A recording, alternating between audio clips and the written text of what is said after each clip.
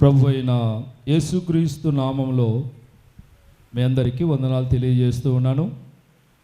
దేవుడు మిమ్మును మీ కుటుంబాలను దీవించునుగాక. ఆమేన్. మంచిది ప్రియులారా, ఈరోజు మన అంశము దేవుడు నీకు తోడుగా ఉన్నాడా.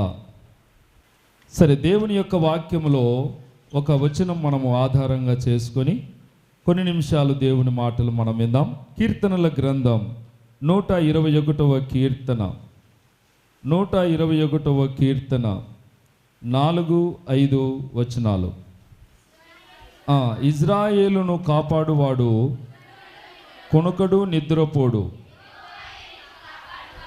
యెహోవాయే నిన్ను కాపాడువాడు.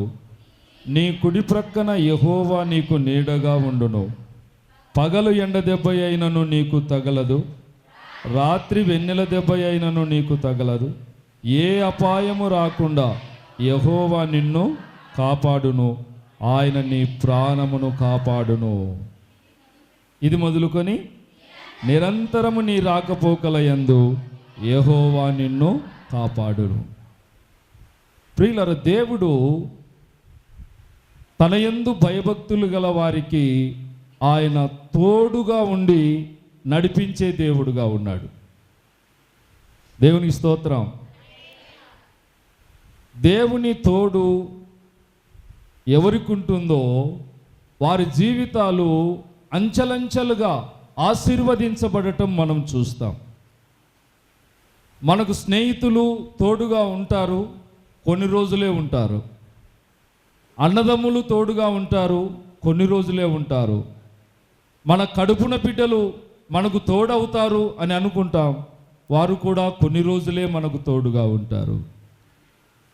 ఎవరు ఈ లోకంలో మనకు తోడుగా ఉన్నాము అని ధైర్యంగా మనం ఉంటామో, కానీ ఆ తోడు ఒక రోజు లేకుండా పోయినప్పుడు చాలా బాధ అనిపిస్తుంది, దుఃఖం అనిపిస్తుంది. అయ్యో, నా పిల్లలు నాకు తోడుగా ఉంటారు అనుకున్నాను, నా భార్య నాకు తోడుగా ఉంటుంది అనుకున్నాను, నా భర్త నాకు తోడుగా ఉంటాడు అని అనుకున్నాను, నా అన్నదమ్ములు నా కష్టంలో నాకు తోడుగా ఉంటారని అనుకున్నాను, నా ఆత్మీయులు నాకు తోడుగా ఉంటారు అని అనుకున్నాను. కానీ ఇప్పుడు నేను ఒంటరి వాడిని అయిపోయాను. ఇప్పుడు నా బ్రతుకు ఒంటరి బ్రతుకు అయిపోయింది. నాకెవరు దిక్కు, ఎవరు నన్ను కాపాడగలరు, ఎవరు నాకు తోడుగా ఉండగలరని ఏడుస్తూ బ్రతికే వాళ్ళు చాలామంది ఉన్నారు. ఒక యవనస్తుడు పుట్టిన తర్వాత అతడు చిన్నప్పటి నుంచి భక్తిగా పెరుగుతూ ఉన్నప్పుడు అతనికి అనిపించిందంట, ఆ దేవుడు చాలా గొప్పవాడు, కాబట్టి నా దగ్గర దేవుడు తోడుగా ఉండాలి అంటే దేవుని ఫోటో ఒకటి పెట్టుకుందామని చెప్పేసి దేవుని ఫోటో పర్సులో పెట్టుకున్నాడు ఒకటి. కొంతకాలం అయిన తర్వాత ఆ యవనస్తుడు చదువుకుంటున్నటువంటి ఆ వయస్సులో అక్కడిక్కడ మాటలు విని తల్లిదండ్రులకు మించిన దైవం లేదు అని ఒక సూత్రం విని తల్లిదండ్రుల ఫోటోలు పెట్టుకున్నాడు. దేవుని ఫోటో కింద ఉంది, దాని మీద ఎవరి ఫోటో పెట్టుకున్నాడు? తల్లిదండ్రుల ఫోటో పెట్టుకున్నాడట. తల్లిదండ్రుల ఫోటో పెట్టుకున్నాడు. పాపం పెరిగాడు, పెద్దోడైపోయాడు, పెళ్లి వయసు వచ్చింది. పెళ్లి వయసు వచ్చిన తర్వాత పెళ్లి చేశారు. ఇప్పుడు తల్లిదండ్రుల ఫోటో తీసేసి ఎవరి ఫోటో పెట్టుకున్నాడు? భార్య ఫోటో పెట్టుకున్నాడు. నా భార్య తప్ప నాకు ఈ లోకంలో ఎవరు లేరని. తర్వాత కొంతకాలానికి కొడుకు కూతురు పుట్టారు. ఇప్పుడు భార్య ఫోటో ప్లేస్లో ఎవరి ఫోటో వచ్చింది? కొడుకు కూతురు ఫోటోలు పెట్టుకున్నారు. మొత్తానికి ఆ కొడుకు ఫోటో కూతురు ఫోటో పెట్టుకొని దేవుడు నాకు ఇచ్చిన బహుమానాలు వీళ్ళు అని చాలా సంతోషపడి, రేపు వీరే నాకు ఆశ్రయము, నాకు తోడుగా ఉండేది నా పిల్లలే అని చాలా సంబరపడ్డాడు. మరి కొంత వయసు పెరిగింది, పిల్లలు పెరిగారు, పెద్దవాళ్ళు అయిపోయారు, పెళ్ళిళ్ళు చేసుకొని తండ్రిని విడిచిపెట్టి వెళ్ళిపోయారు. ఏమైంది? అప్పుడు ఆ తల్లిదండ్రులు ఇద్దరు బాధపడుతూ, అయ్యో నా కొడుకు నా దగ్గర ఉంటాడేమో అని అనుకున్నాను, నా కూతురన్నా నాకు సహాయపడుతుందేమో అని అనుకున్నారు తల్లిదండ్రులు. కానీ వారు ఉద్యోగ నిమిత్తమో చదువు నిమిత్తమో మొత్తానికి తల్లిదండ్రులను విడిచి వెళ్ళిపోయారు. భార్య భర్తలు ఇద్దరే ఒంటరిగా మిగిలిపోయారు. ఆ సమయంలో అతడు అనుకున్నాడు, అయ్యో నా పిల్లలు నాకు తోడుగా ఉంటారనుకున్నా, వీళ్ళు నాకు తోడు ఎవ్వరు లేరని చెప్పేసి వాళ్ళ ఫోటోలు తీసి పక్కన వేసినాడు. ఇంకా తోడు లేనప్పుడు ఏం చేయ కదా, ఊకే పర్సులో ఉంటే ఏం ప్రయోజనం అని చెప్పేసి వాళ్ళ ఫోటోలు తీసి పక్కన వేసేసినారు. తర్వాత ఆ ఫోటోల కింద ఎవరి ఫోటోలు ఉన్నాయి? భార్య ఫోటో ఉంది. పాపం భార్య కూడా వృద్ధాప్య స్థితికి వచ్చి దిగులు పడి ఆమె వయస్సును బట్టి, ఆమె దేవుడు నిర్ణయించిన కాలాన్ని బట్టి ఆమె కూడా ఈ లోకయాత్ర ముగించి చనిపోయింది, వెళ్ళిపోయింది. ఇక భార్య చనిపోయిన తర్వాత భార్య ఫోటో కూడా తీసేశాడు. ఈ కడుపున పుట్టిన పిల్లలు దగ్గర లేకపోయారు. భార్యనేమో కాలమై ఆమె జీవితయాత్ర ముగించుకొని ప్రభు దగ్గరికి వెళ్ళిపోయింది. ఆ తర్వాత ఇంకెవరి ఫోటో ఉంది కింద? తల్లిదండ్రుల ఫోటో. వాళ్ళు ఎప్పుడో వెళ్ళిపోయారు, వాళ్ళు ఎప్పుడో తీసేసినాడు ఆయన. ఈయననే ముసలోడు అయిపోయినాడు, ఇంకేమంటారు వాళ్ళు. కాబట్టి వాళ్ళ ఫోటో ఇంకా కింద లాస్ట్కి ఎవరు మిగిలారు అంటే ఫస్ట్ పెట్టుకున్న ఫోటో దేవుడే, చివరి వరకు దేవుడే తోడుగా ఉన్నాడు. అప్పుడు ఆ దేవుని ఫోటో చూస్తూ, అయ్యా నన్ను క్షమించు, వీళ్ళందరూ నాకు తోడుగా ఉంటారనుకున్నాను, ఎవ్వరూ నాకు తోడు రాలేదు. వస్తున్నాము అన్నట్లుగా కొన్ని దినాలు, కొన్ని సంవత్సరాలు మాతో పాటు తోడుగా ఉన్నామన్న ధైర్యాన్ని కలిగించడానికే ఉన్నారు. కానీ నిజంగా ఈ కష్ట సమయంలో, ఈ బాధకరమైన పరిస్థితులలో నాకు తోడు నీవే అని దేవుని సన్నిధిలో మోకరించి, దేవా నీవు నాకు తోడుగా ఉన్నావు, నీవు నాకు ఆరోగ్యం ఇచ్చావు, నీవు నన్ను ఆశీర్వదించావు, కాబట్టి ఈ దినము నుంచి నీ ఫోటో తప్ప ఇక ఎవ్వరు నాకు తోడు రారని నాకు అర్థమైంది, నీవే నా తోడు. అందుకే ఇక్కడ కీర్తనాకారుడు కూడా రాస్తున్నాడు చూడండి, ఇజ్రాయేలును కాపాడువాడు కునుకడు నిద్రపోడు, యెహోవాయే నిన్ను కాపాడువాడు. నువ్వు బయటికి వెళ్ళినా, లోపలికి వచ్చినా, ప్రయాణాలు చేసినా, ఏ పరిస్థితుల్లో ఉన్నా దేవుడు నీకు తోడై ఉంటే నీ జీవితము అంచెలంచెలుగా ఆశీర్వాదకరంగా నా దేవుడు మారుస్తాడు. దేవునికి స్తోత్రం చెబుదాం. హల్లెలూయా. కాబట్టి దేవుని తోడు మనకు అవసరం. ఎవరికి దేవుడు తోడుగా ఉంటాడు అంటే, తన యందు భయభక్తులు గల వారి చుట్టూ యెహోవా దూత కావలి ఉండి వారిని రక్షించును అని వాక్యంలో రాయబడి ఉంది. ఎవరికి తోడుగా ఉంటాడు? దేవుని యందు భయభక్తులు గల వారి చుట్టూ దేవుడు తన దూతను భద్రతగా పెట్టాడు. నువ్వు ఒంటరిగా వెళ్తున్నానని నువ్వు అనుకుంటున్నావు. నీవు దేవుని భయం కలిగిన వ్యక్తివైతే, యేసు రక్తములో కడగబడిన వ్యక్తివైతే, దేవుని యందు భయము కలిగిన వ్యక్తివైతే, నీతో పాటు నా దేవుడు కూడా నీతో పాటు నడుస్తూ ఉన్నాడు. నువ్వు పండుకున్న చోట, నువ్వు నడుస్తున్న చోట, నీవు నిలుచున్న చోట, నీవు ప్రయాణిస్తున్న చోట నా దేవుడు కూడా నీకు తోడుగా ఉండి సహాయం చేస్తూ ఉన్నాడు. దేవునికి స్తోత్రం.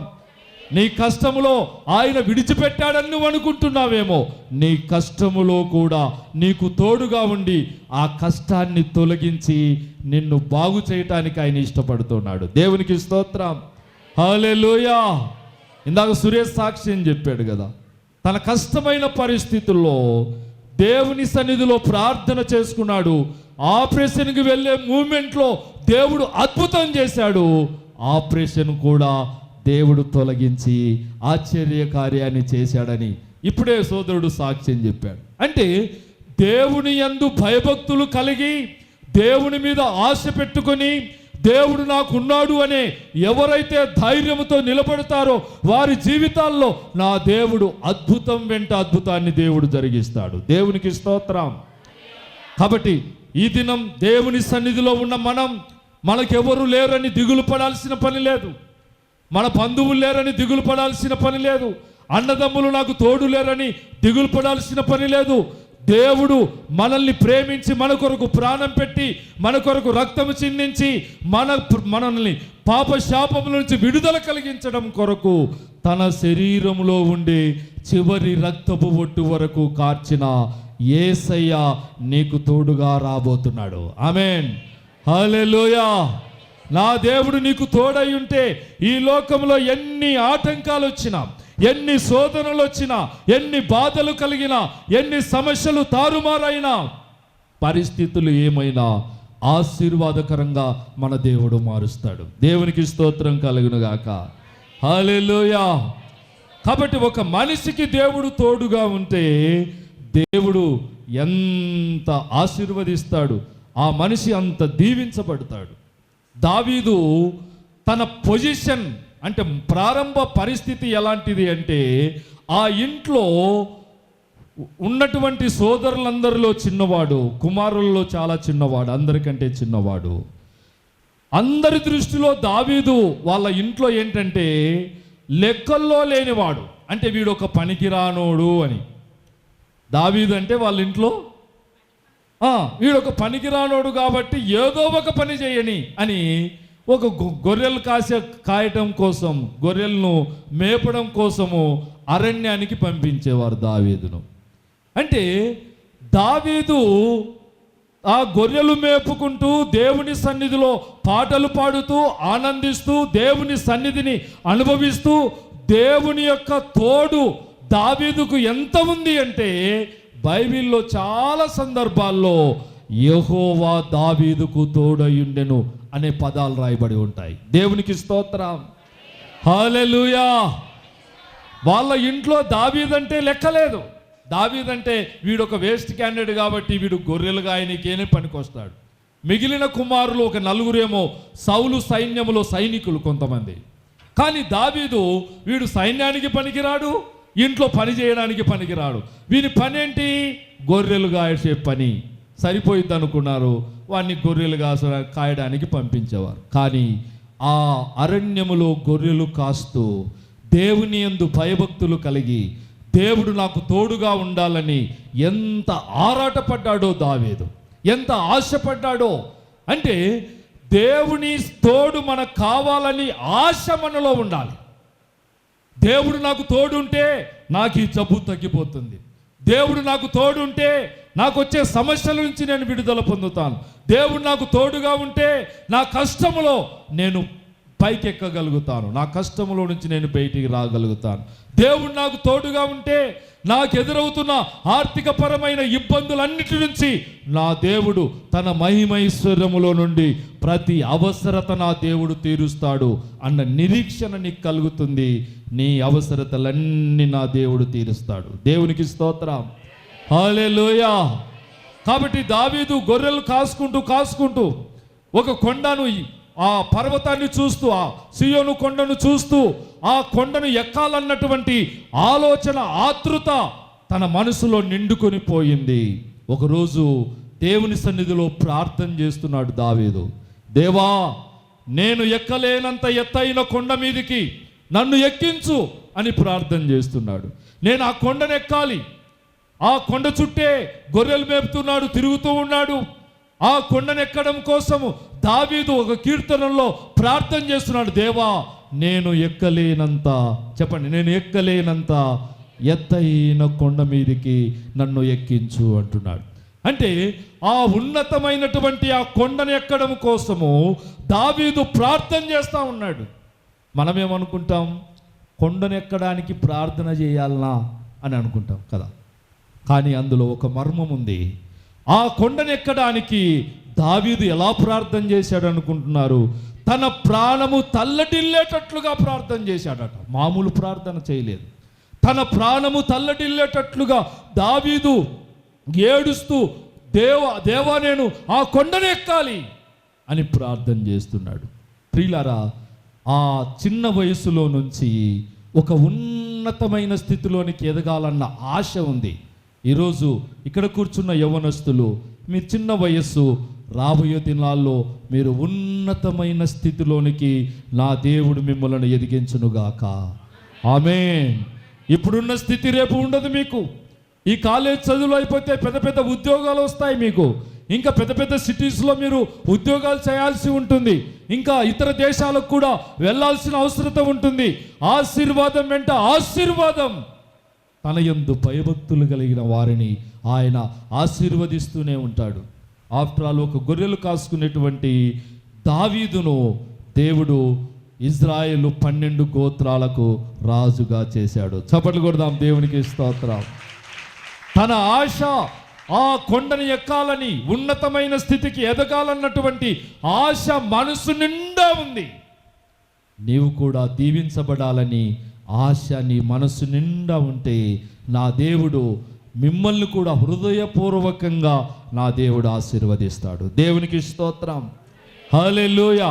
చూడండి, 2వ సమూయేలు గ్రంథం 7వ అధ్యాయము 9వ వచనంలో, నీవు పోవు చోట్ల నిల్లను నీకు తోడుగా ఉండి నీ శత్రువులందరినీ నీ ఎదుట నిలవకుండా నిర్మూలము చేసి లోకములోని ఘనులైన వారికి కలుగు పేరు నీకు కలుగజేసి ఉన్నాను. దేవునికి స్తోత్రం. దేవుడు దావీదుతో ఇక్కడ రాయబడిన మాట మనము చూస్తే, నీవు పోవు చోట్లనెల్లా నీకు తోడుగా ఉండి నీ శత్రువులందరినీ నీ ఎదుట నిలవకుండా నిర్మూలము చేసి లోకములోని ఘనులైన వారికి కలుగు పేరు నీకు కలుగ చేసి ఉన్నాను. దేవునికి స్తోత్రం. దేవుడు తోడుగా ఉంటే లోకములో ఘనులైన వారు ఎంతమంది ఉన్నారో వారందరి సరసన తన యందు భయభక్తులు కలిగిన వారిని కూడా దేవుడు నిలబెడతాడు. తన యందు భయభక్తులు కలిగిన వారికి ఉన్నతమైన ఆశీర్వాదాలను నా దేవుడు ఇస్తాడు. కాబట్టి ఈ సంవత్సరం మనం ఇలాగున్నాం. వచ్చే సంవత్సరము ఇంకా మనము ఆత్మీయంగా అభివృద్ధి చెందాలి, ఫైనాన్షియల్గా అభివృద్ధి చెందాలి, ఆశీర్వాదకరంగా ఉండాలి, ఇతరులకు మేలులు చేసే వారంగా, ఇతరులకు సహాయపడే వారంగా దేవుడు మనల్ని, మన కుటుంబాలను ఆశీర్వదించునుగాక. ఆమేన్. దావీదును ఎక్కడికి పోయినంట, నీవు పోవు చోట్ల నెల్లను నీవు తోడుగా ఉండి, నీకు తోడుగా ఉండి నీ శత్రువులందరినీ నీ ఎదుట నిలవకుండా నిర్మూలము చేసి లోకములోని ఘనులైన వారికి కలుగు పేరు నీకు కలగజేసి ఉన్నాను. దేవుడు తోడుగా ఉంటే ఒక గొర్రెల కాపరి రాజయ్యాడు. అరణ్యములో గొర్రెలు మేపే వ్యక్తిని ఇజ్రాయెల్ ప్రజలను పరిపాలించే రాజంతటి స్థాయికి దేవుడు తీసుకొని వెళ్ళాడు. ప్రియులారా, దేవుని ఆశ్చర్యమైన కార్యాలు అలాగ ఉంటాయి. ఈరోజు మనం ఇలా ఉన్నామో దేవుడు ఎలా ఆశీర్వదిస్తాడో మనకు తెలియదు. ఉన్నతమైన దీవెనల చేత మన దేవుడు మనల్ని బలపరిచే దేవుడుగా ఉన్నాడు, బాగు చేసే దేవుడుగా ఉన్నాడు. మరి ఆయమ్మ ఏం పేరు? మన పేరు పుల్లాయమ్మ. పాపం తగ్గితే రక్తం పడేది. మరి అటు హాస్పిటల్ చుట్టూ తిరిగింది. చివరికి ఆ టెస్టులు ఈ టెస్టులు అన్నీ చేసిన తర్వాత నీకే జబ్బు లేదు పో అని చెప్పాడు దేవుడు, డాక్టర్ చెప్పాడు. దేవునికి స్తోత్రం. దేవుని యొక్క అద్భుతాలు చాలా ఆశ్చర్యకరంగా ఉంటాయి. ఈనాడు మీరు చదివే చదువులు మీ భవిష్యత్తును ఆశీర్వాదకరంగా దేవుడు మార్చబోతున్నాడు. దేవునికి మహిమ కలుగునుగాక. హల్లెలూయా, హల్లెలూయా. కాబట్టి ప్రియులారా, దేవుడు ఆశీర్వదించే విధానాలు, దేవుడు మనకు తోడుగా ఉంటే ఒక గొప్ప కార్యం మన జీవితాల్లో జరుగుతుంది. అదేంటంటే మన పితరులు చేయలేని వాటిని మనము చేస్తాం. మన పితరులు చేయలేని వాటిని మనం చేస్తాం. దావీదుకు దేవుడు తోడుగా ఉన్నాడు. వాళ్ళ పితరులు పూర్వీకులు చేయలేని గొప్ప కార్యాలను దావీదు చేయగలిగాడు. దేవునికి స్తోత్రం, హల్లెలూయా. దేవుడు మనకు తోడుగా. ఇప్పుడు మా తల్లిదండ్రులు భక్తిపరులు కాదు, వాళ్ళు విగ్రహారాధికులు. ఆ ఇంట్లో నుంచి దేవుడు నన్ను ప్రత్యేకపరిచి తీసుకొని వచ్చి సేవకునిగా నిలబెట్టాడు. కానీ కొందరు భక్తిపరులైన తల్లిదండ్రుల కడుపున పుట్టిన వాళ్ళు కూడా భక్తిని కనపరుస్తూ ఉంటారు. కానీ వారి భక్తి ఎంతవరకు అంటే ప్రార్థన పోవడం, రావడం, బైబిల్ పట్టుకోవడం, తీసుకొచ్చి ఇంట్లో పెట్టడం, ఇక అయిపోయింది మా భక్తి అని అనుకుంటారు. కానీ తల్లిదండ్రుల భక్తి కంటే పిల్లల యొక్క భక్తి అధికమయ్యేటట్లుగా మనము దేవుని యందు భయభక్తులు కలిగి ఉండాలి. నా తల్లిదండ్రులు అర్ధగంట ప్రార్థన చేస్తున్నారంటే నేను గంటసేపు ప్రార్థన చేయాలి. దేవుడు మనకు తోడుగా ఉంటే మన తల్లిదండ్రులను చేయలేని కార్యాలు మనము చేయగలిగినప్పుడు దేవుడు నీకు తోడుగా ఉన్నాడు అని నీకు అర్థమవుతుంది. దేవునికి స్తోత్రం. ఇప్పుడు పిల్లలకు తల్లిదండ్రులే ప్రార్థన చేసుకో, బైబిల్ చదువుకో అని ఎన్నిసార్లు చెప్పినా ప్రార్థన చేయరు, బైబిల్ కూడా చదువుకో.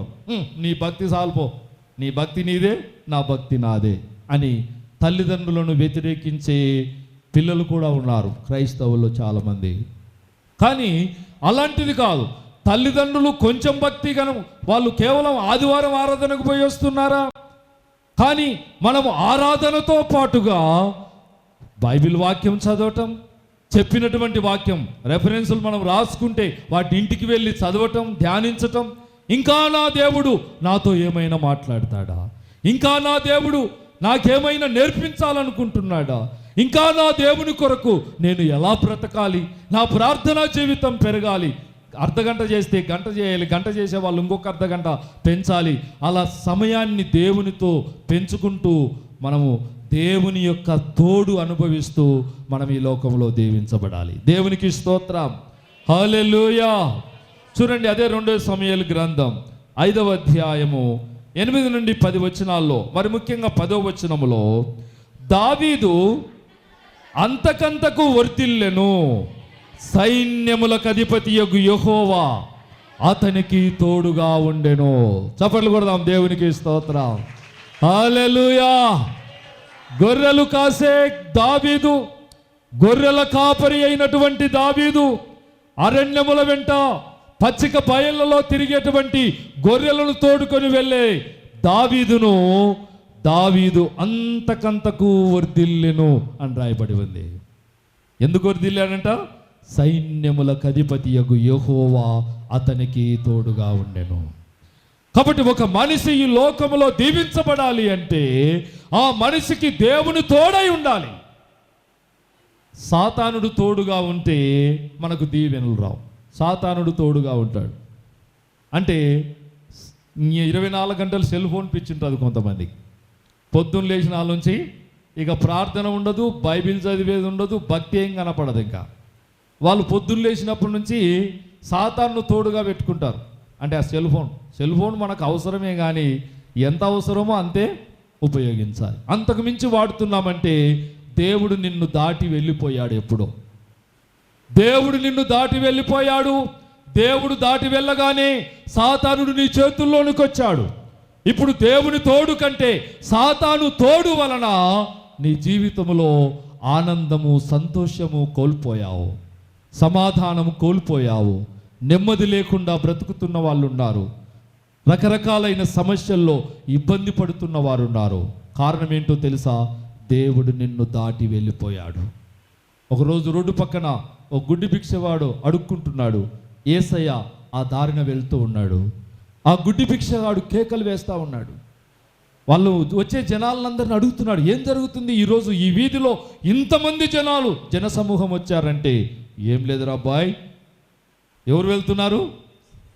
ఈ దారిన యేసయ్య వెళ్తున్నాడు అని చెప్పారు. అవునా, యేసయ్య అయితే ఈరోజు నేను ఖచ్చితంగా స్వస్థత పొందాలి అని తన మనసులో నిశ్చయం చేసుకున్నాడు, తన మనసులో తీర్మానం చేసుకున్నాడు.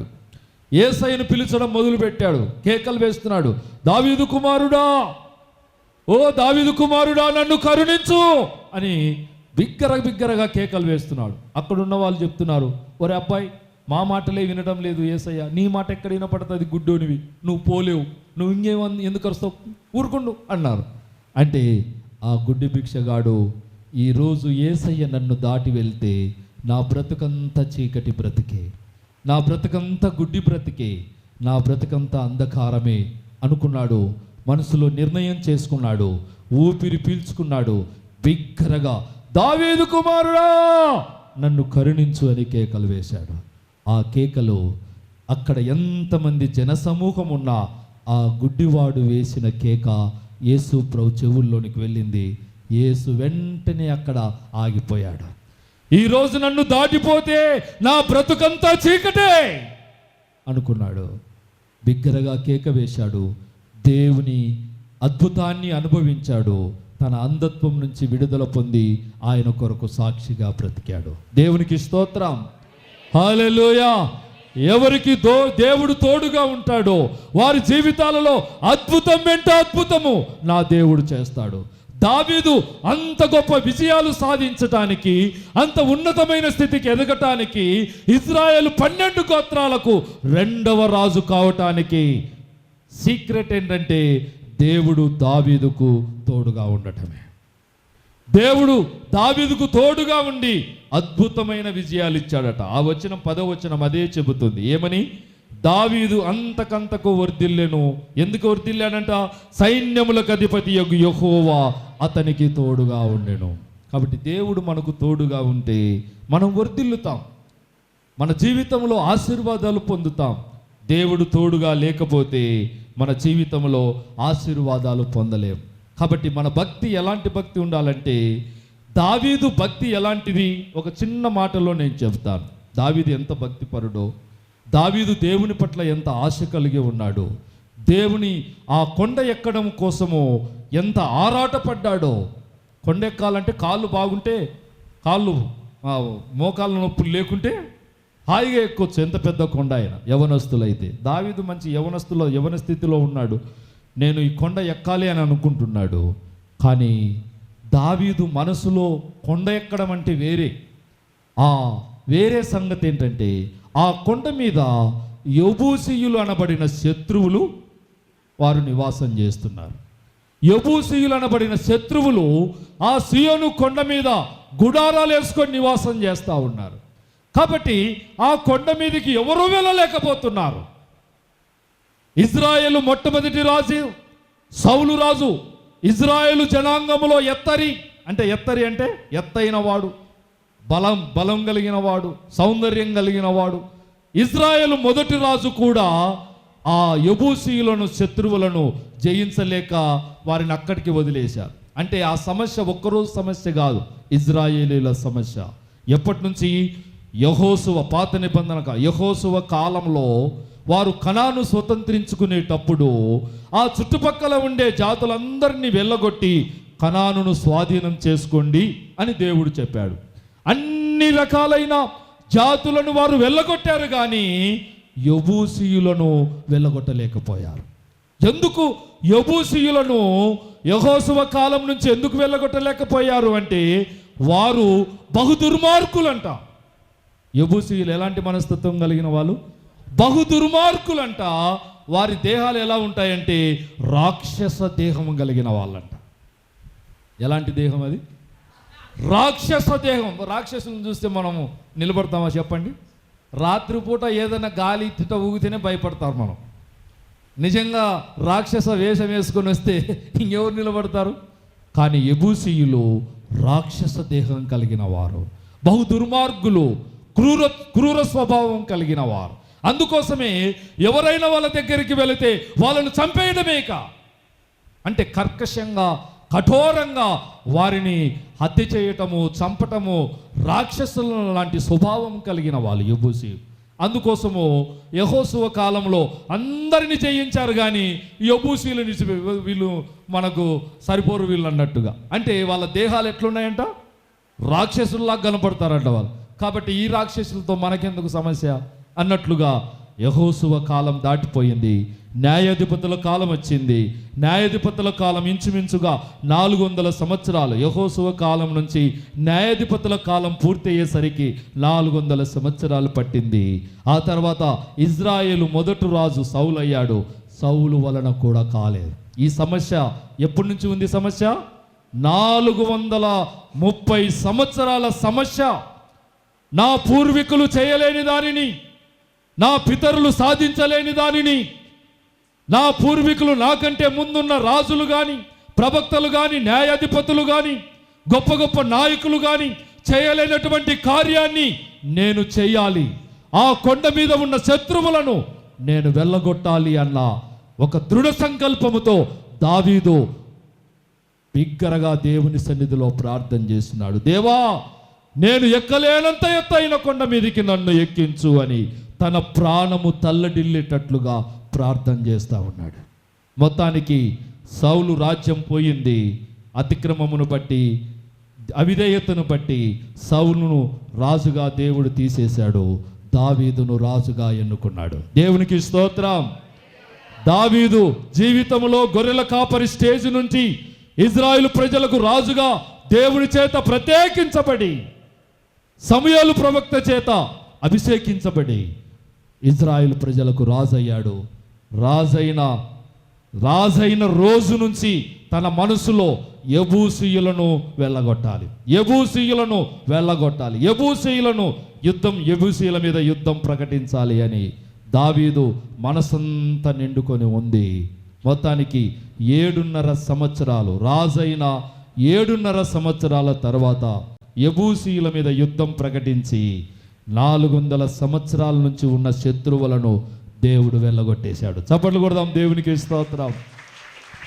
తన పూర్వీకులు, తన పితరులు సాధించలేనటువంటి ఓ అద్భుతమైనటువంటి విజయాన్ని పొందటానికి కారణం ఏంటంటే, దావీదు పోవు చోట్లనెల్లా యెహోవా దావీదుకు తోడై ఉన్నాడు. కాబట్టి నువ్వు ఏ స్థలానికి వెళ్తూ ఉన్నా, ఏ పని మీద నువ్వు వెళ్తూ ఉన్నా, ఏ ఇంటికి వెళ్తూ ఉన్నా, దేవుడు నీకు తోడుగా ఉంటే విజయం నీ వెంటే. దావీదు ఎక్కడికి వెళ్ళినా విజయము దావీదు వెంట ఉన్నట్లుగా మనము మన కుటుంబాలు ఎక్కడికి వెళ్ళినా దేవుడు తోడుగా ఉంటే విజయము నీదే, విజయము నీ వెంటే. నా దేవుడు అద్భుతమైన విజయాల చేత మనల్ని, మన కుటుంబాలను ఆశీర్వదించునుగాక. ఆమేన్. హల్లెలూయా, హల్లెలూయా. కాబట్టి ప్రియులారా, దేవుడు మనకు తోడుగా ఉంటే మన పూర్వీకులు చేయలేని దానిని దేవుడు మన చేత చేయించడానికి ఇష్టపడతాడు. మీ అమ్మ నాన్న వాళ్ళు డాక్టర్ కోర్స్ చేయలేదు, కానీ మీరు డాక్టర్ కోర్స్ చేస్తూ ఉన్నారు. అంటే వాళ్ళు చేయలేని దానిని మీరు చేస్తున్నారు. ఇప్పుడు మీరు నర్సింగ్ స్టూడెంట్స్, మరి బీఎస్సీ నర్సింగ్, తర్వాత ఎంఎస్సీ నర్సింగ్స్ ఇట్లా చేస్తారు. కానీ మీ తర్వాత వచ్చే జనరేషన్స్ వాళ్ళు ఇంకా పెద్ద పెద్ద డాక్టర్లు కావాలని మీ ఆశ అయి ఉంటుంది. ఆ ఆశను తీర్చడానికి మీ తల్లిదండ్రుల కంటే మీరు కొంత భక్తిని ప్రదర్శించాలి. మీ భక్తి కంటే మీ వెనక వచ్చే తరం కూడా ఇంకా భక్తిపరులుగా పెంచడానికి ప్రయత్నం చేయాలి. దేవునికి స్తోత్రం. హల్లెలూయా. చూడండి, 1 రాజుల గ్రంథం 1వ అధ్యాయము 37వ వచనములో, యెహోవా నా ఏలిన వాడవును రాజువునకు నీకు తోడుగా ఉండినట్లు ఆయన సొలొమోనునకు తోడుగా ఉండి నా ఏలినవాడైన రాజుకు దావీదు యొక్క రాజ్యము కంటే అతని రాజ్యము ఘనముగా చేయునుగాక నేను.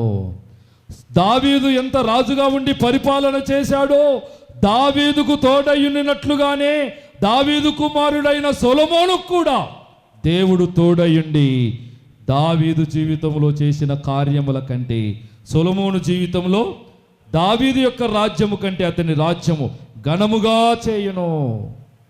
అంటే దావీదును ఆశీర్వదించిన దానికంటే సొలొమోనును ఇంకా ఎక్కువగా దేవుడు ఆశీర్వదించాడు. మంచి జ్ఞానాన్ని దేవుడు ఇచ్చాడు, మంచి ఆశీర్వాదాన్ని ఇచ్చాడు. ప్రియులారా, దావీదు కన్నా దేవుడు మాట్లాడాలంటే ప్రవక్తలతో మాట్లాడితే దావీదు దగ్గరికి వెళ్ళి ప్రవక్తలు చెప్పేవాళ్ళు, దేవుడు ఇలా చేయమన్నాడు, ఇలా చెప్పాడు అని. కానీ సొలొమోనుకు దావీదుకు మించిన భక్తి ప్రదర్శించిన వాడు సొలొమోను. డైరెక్ట్గా సొలొమోనుకు దేవుని యొక్క వాక్కు ప్రత్యక్షమై అని రాయబడి ఉంటుంది మాటలు. దేవుడే ప్రత్యక్షమై సొలొమోనుతో దేవుడు మాట్లాడేవాడు. ప్రియులారా, దేవుని యొక్క మహిమ తేజస్సును భూమి మీదికి దింపిన భక్తి దావీదు భక్తి కంటే సొలొమోను భక్తి అంతగా దేవుని భక్తి కలిగి దేవుని యొక్క మహిమను భూమి మీదకి దింపినటువంటి మహాభక్తిపరుడు సొలొమోను.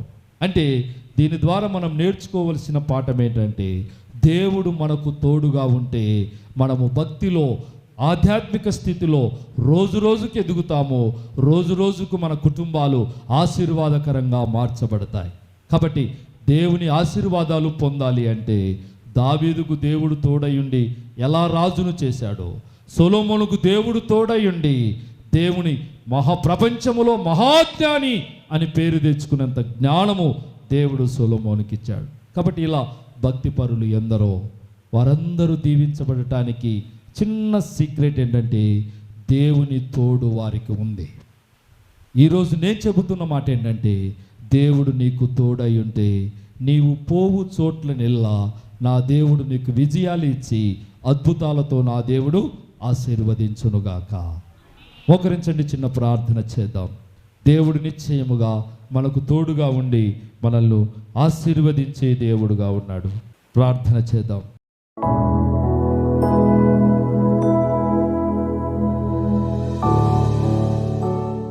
జీవము గల మా తండ్రి, మీ పరిశుద్ధమైన శ్రేష్టమైన నామమును బట్టి ప్రభువా మీకు స్తోత్రములు చెల్లిస్తూ ఉన్నాం. నాయనా, మీరు మాకు తోడై ఉంటే మా జీవితాలలో అనేకమైన ఆశీర్వాదాలు పొందుకుంటాం. దావీదుకు మీరు తోడై ఉండి నాయన, దావీదు పోవు చోట్లనెల్లా మీరు తోడుగా ఉండి ఎలా దీవించారో, ఎలా ఆశీర్వదించారో, ఈనాడు మా ప్రియ బిడ్డలకు, మా కుటుంబాలకు కూడా మీరు తోడై ఉండి అద్భుతముల చేత మీరు నడిపించమని ప్రార్థిస్తూ ఉన్నాను. నాయన, మీ కనికరము చూపండి ప్రభువా. రకరకాలైన సమస్యల చేత, బాధల చేత, వేదన చేత కృంగిపోతున్న బిడ్డలు ఉన్నారు. మీ కనికరము చూపి పరిపూర్ణమైన ఆశీర్వాదాలు మీరు దయచేయండి. నాయన, వచ్చిన మా ప్రియ బిడ్డలను, ప్రతి కుటుంబాన్ని మీరు ఆశీర్వదించండి. స్టూడెంట్స్ అందరినీ ప్రభువా మీరు ఆశీర్వాదకరంగా మీరు మార్చమని ప్రార్థిస్తున్నాను. మీ మేలుల చేత నింపమని ప్రార్థిస్తున్నాను. నాయన, ఈ స్థలంలో అడుగుపెట్టిన వారు ఒట్టి చేతులతో కాకుండా మీ ఆశీర్వాదపు దీవెనల చేత నాయన నింపబడుటకు సహాయము దయచేయమని, మీ నామమునకు మహిమ కలిగించుకునమని యేసు నామములో ప్రార్థించి అడిగి వేడుకొనుచున్నాము తండ్రి. ఆమేన్.